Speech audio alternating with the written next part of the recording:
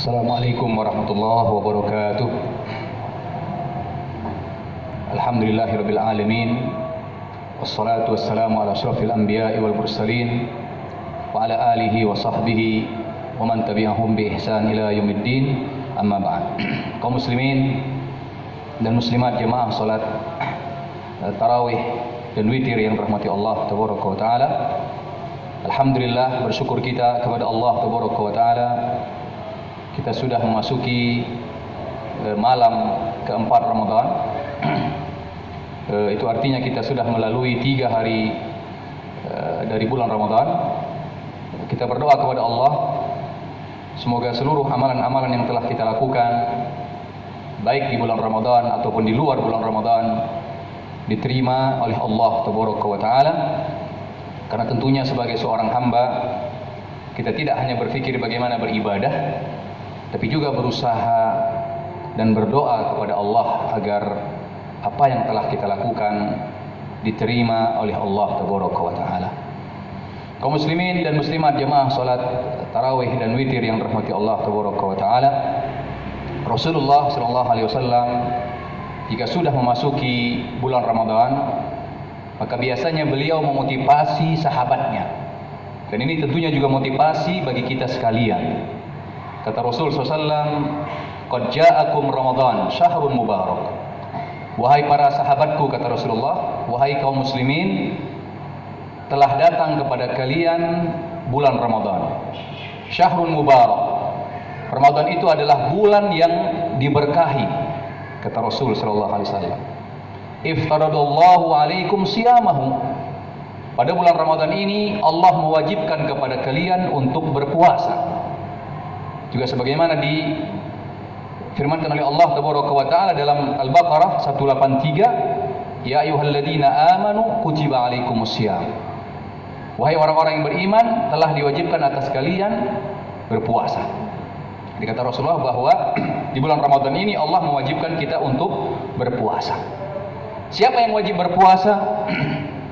Maka para ulama kita mengatakan, ketika seorang memenuhi 5 syarat bagi laki-laki, nanti ditambah 1 untuk perempuan.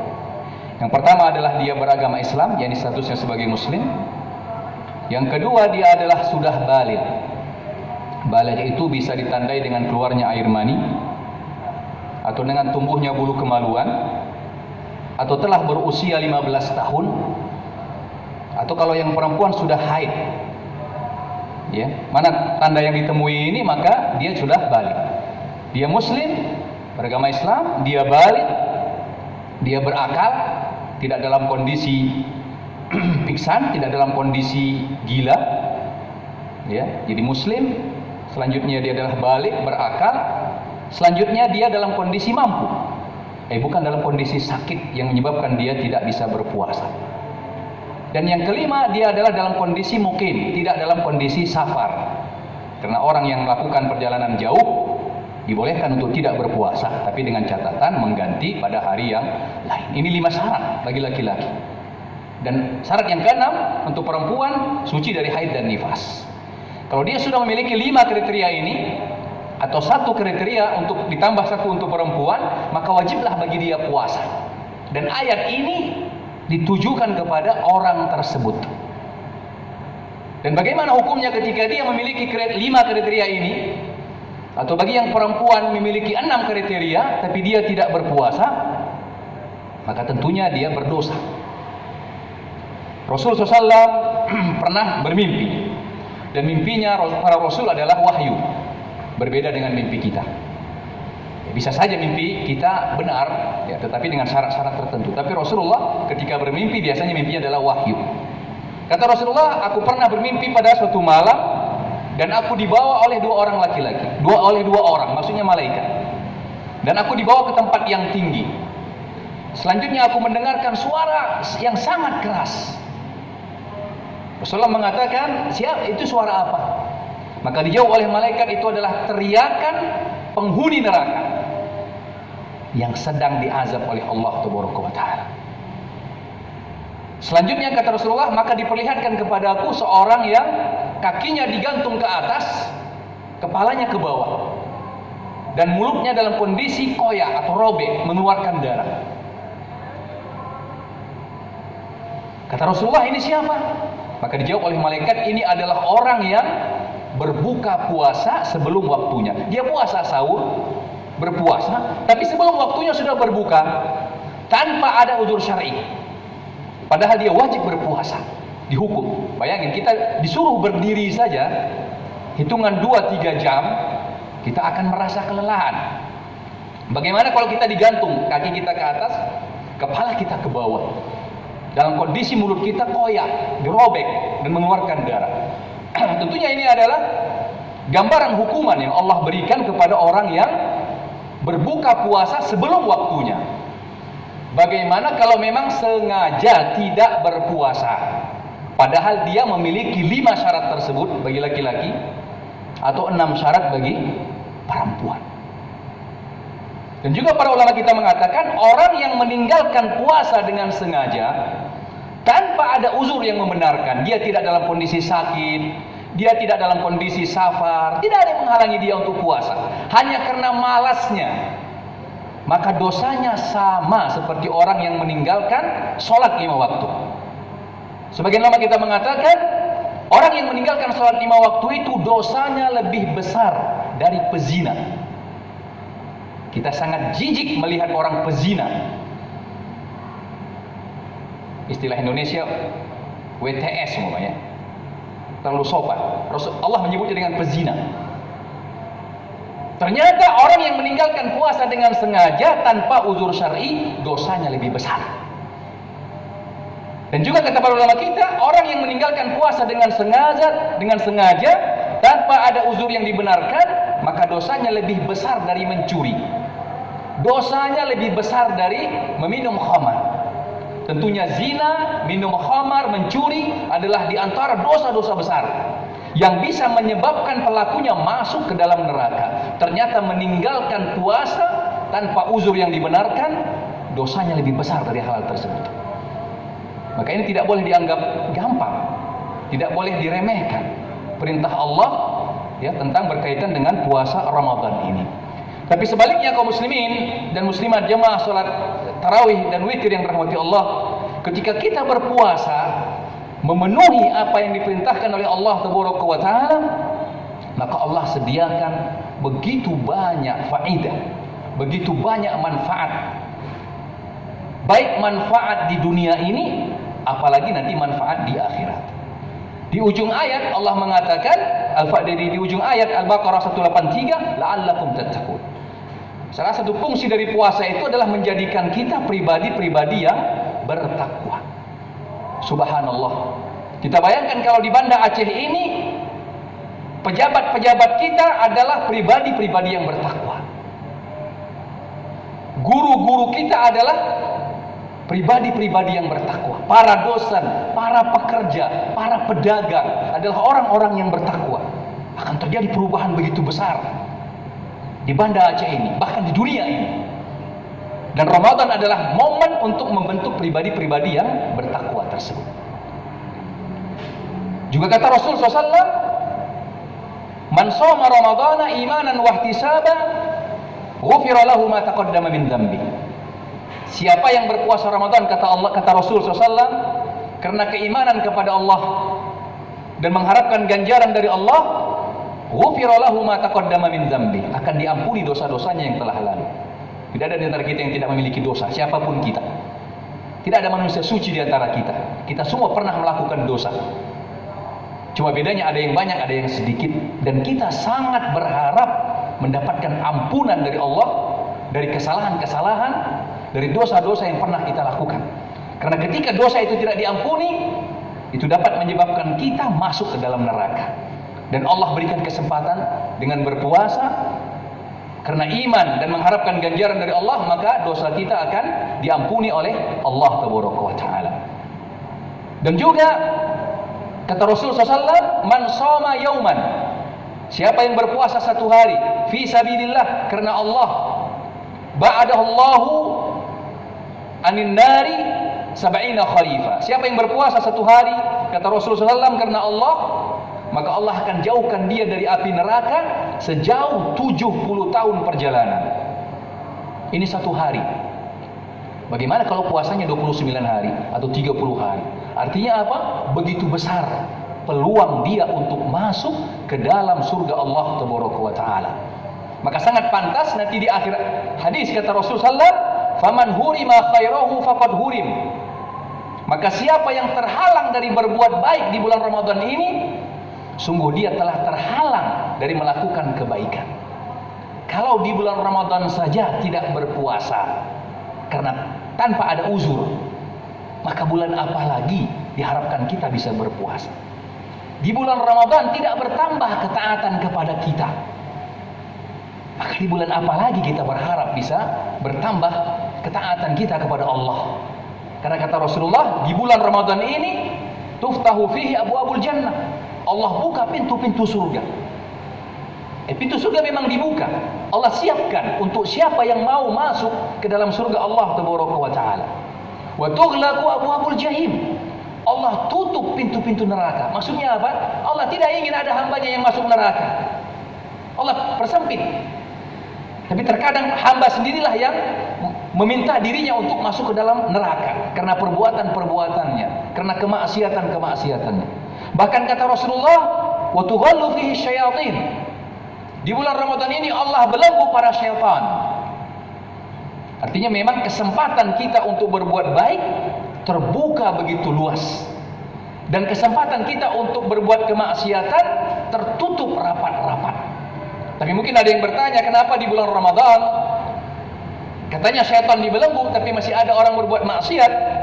Maka di antara jawabannya kata para ulama kita, karena memang faktor seseorang melakukan maksiat itu ada faktor eksternal, godaan syaitan, ada faktor internal, nafsunya sendiri. Orang kalau tidak bisa mengatur hawa nafsunya, tanpa syaitan pun nafsunya itu sendiri yang mengajaknya kepada perbuatan maksiat. Tapi saat sekarang ini Allah persempit jalan syaitan untuk menggoda kita. Tinggal bagaimana kita memanage nafsu kita, jangan sampai melakukan kecuali ketaatan kepada Allah Tabaraka wa Ta'ala.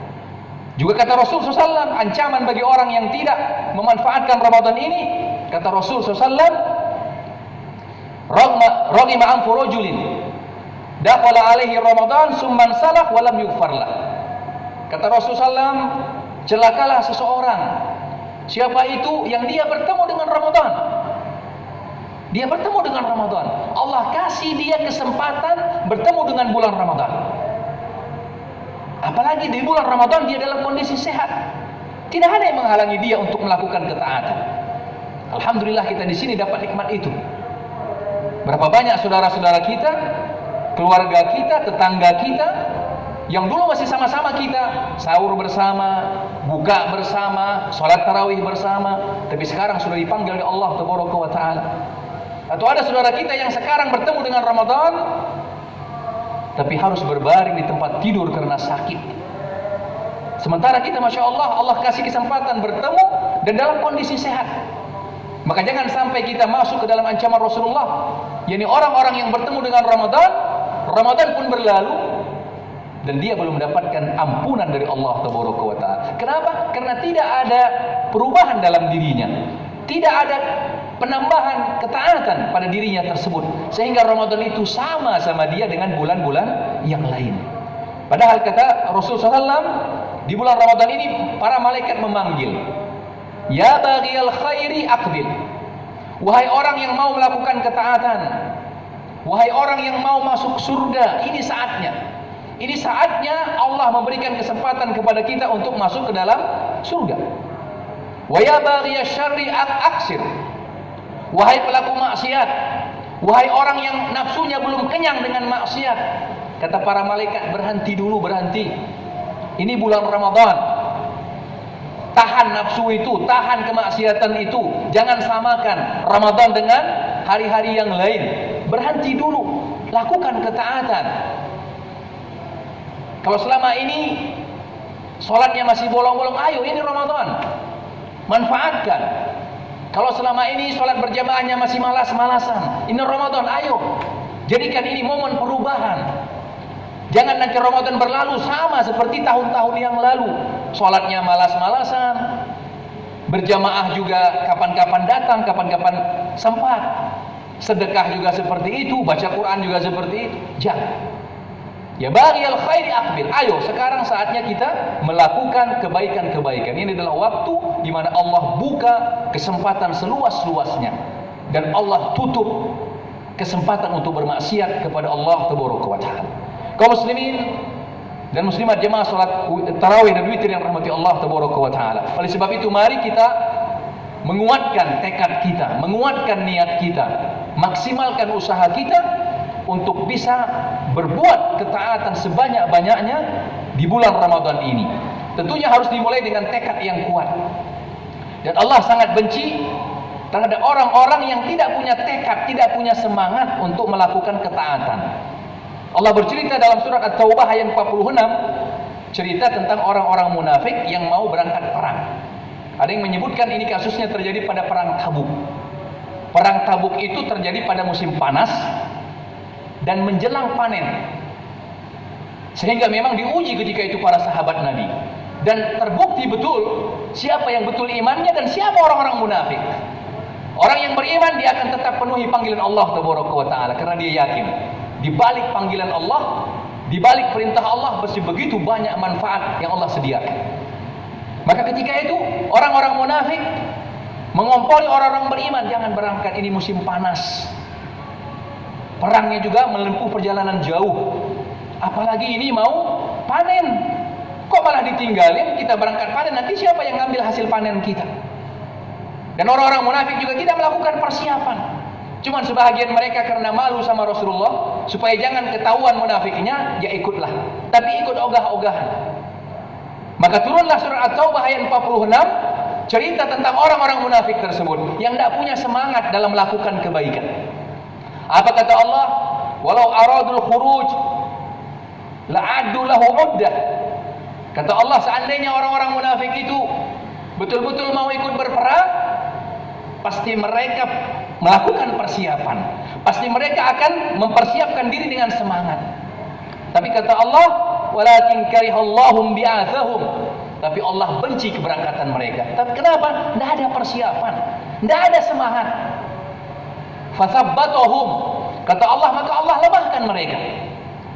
Wa qila qudu ma'al qa'idin. Kata Allah, tidak usah berangkat kalian. Tidak perlu kami tidak butuh orang-orang seperti kalian. Kata para ulama kita, ini ayat turun berkaitan dengan orang-orang munafik.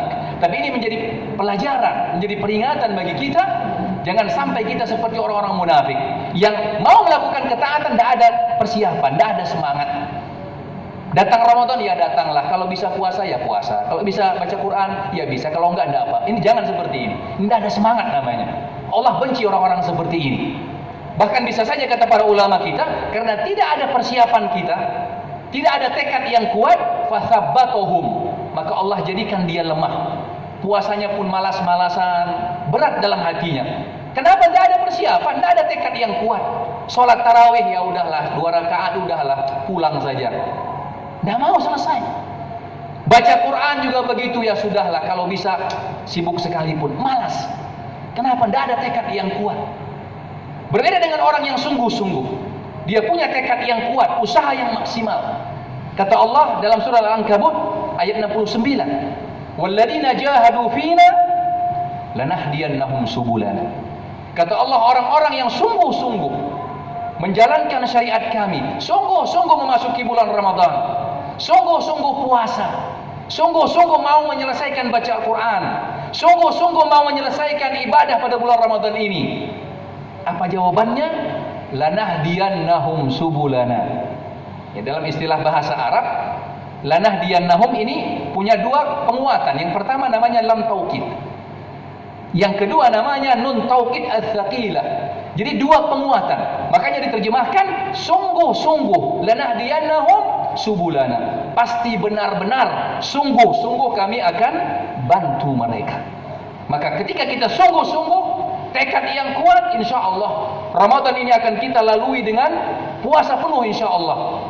Kita akan penuhi dengan berbagai macam ketaatan kepada Allah Tabaraka wa Ta'ala. Tapi dibutuhkan kesungguhan dan tekad yang kuat dan usaha yang maksimal. Tapi bagi yang tidak punya tekad yang kuat, tidak ada usaha maksimal, maka Allah akan lemahkan ibadah-ibadah ya pada bulan Ramadan ini. Kita berdoa kepada Allah, semoga Allah memudahkan kita untuk mengisi Ramadan ini dengan berbagai macam ketaatan kepada Allah Taala, dan tidaklah Ramadan berakhir kecuali kita mendapatkan predikat sebagai orang yang bertakwa dan mendapatkan derajat tertinggi di sisi Allah Taala. Demikian, semoga bermanfaat. Subhanakallah wa bihamdik, asyhadu an la ilaha illa anta, astaghfiruka wa atubu ilaik. Wassalamualaikum warahmatullahi wabarakatuh.